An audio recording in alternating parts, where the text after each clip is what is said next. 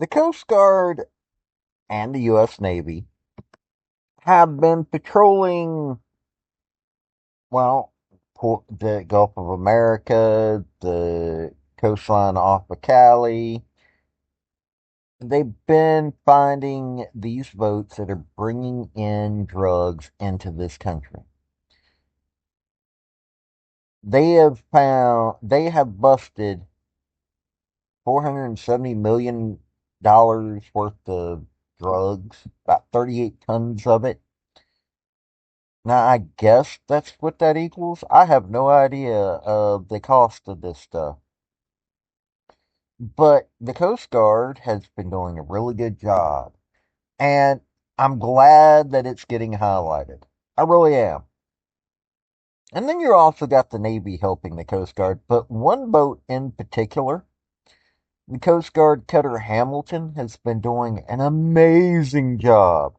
And I got a something I came across an article from military.com.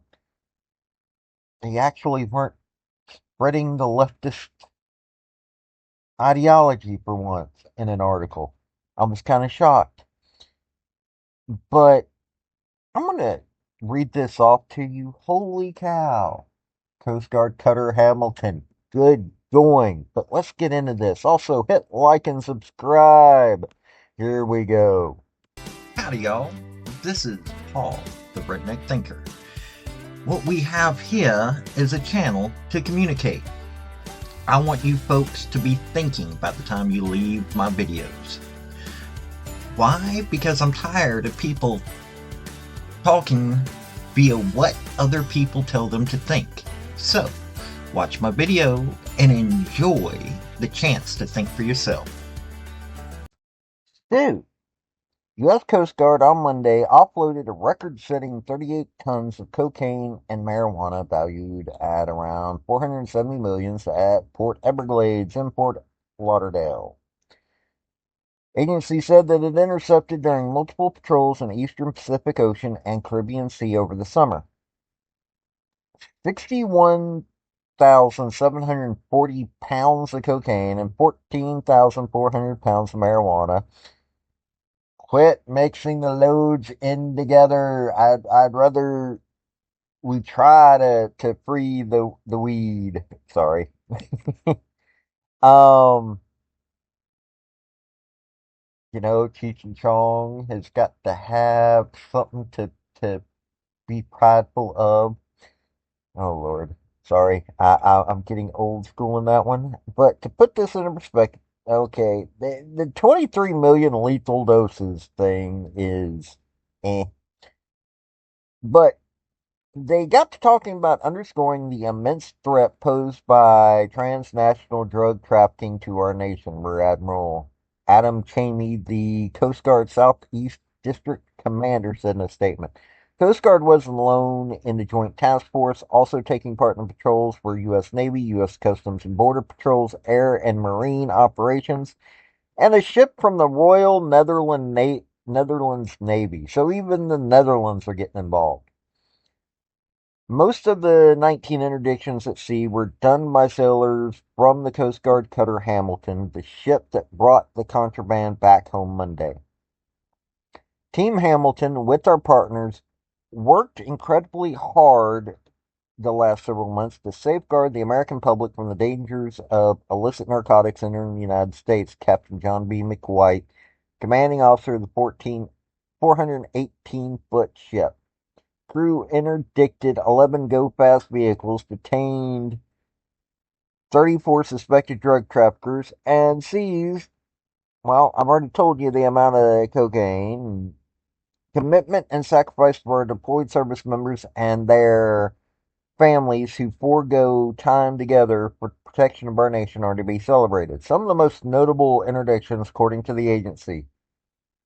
June 26th, air crew spotted two speedboats about 115 miles southeast of the Galapagos Islands in Ecuador after the Coast Guard helicopter forced them to stop using airborne use of force tactics, meaning either shooting out the vessel's engines or firing rounds across their bows.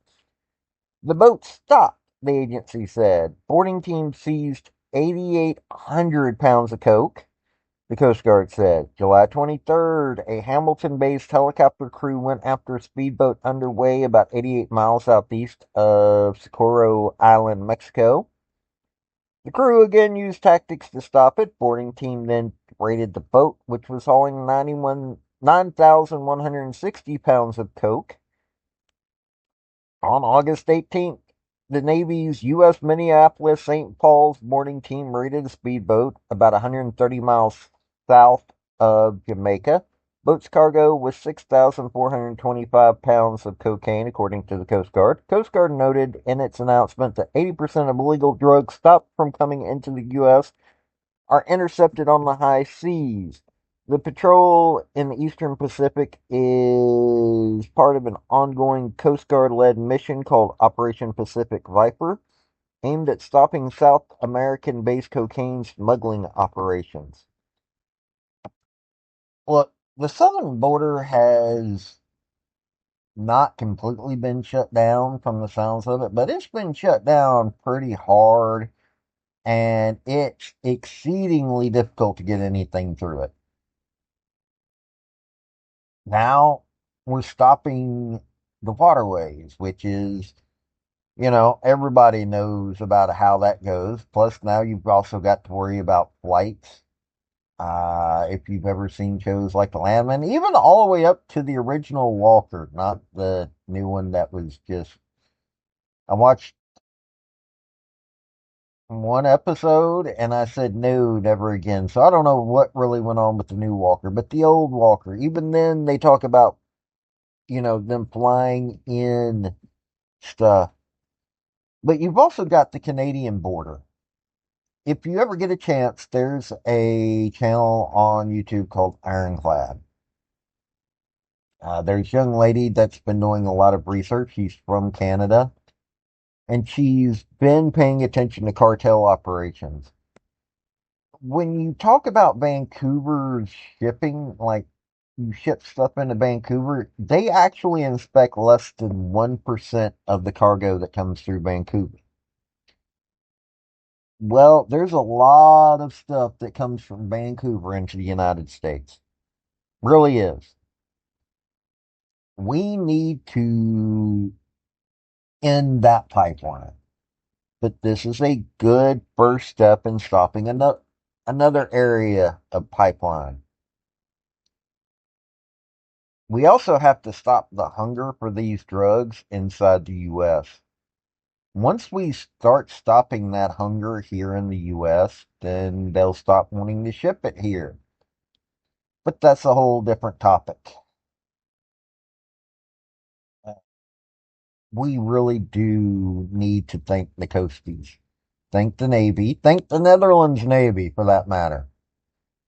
They've been working hard, and I am sure that folks have been getting angry at them. But I just thought I'd bring this good news to your attention. This has been Paul, the Redneck Thinker. Y'all have a good day now. Bye. So, folks, that's the story that I wanted to bring you on this video.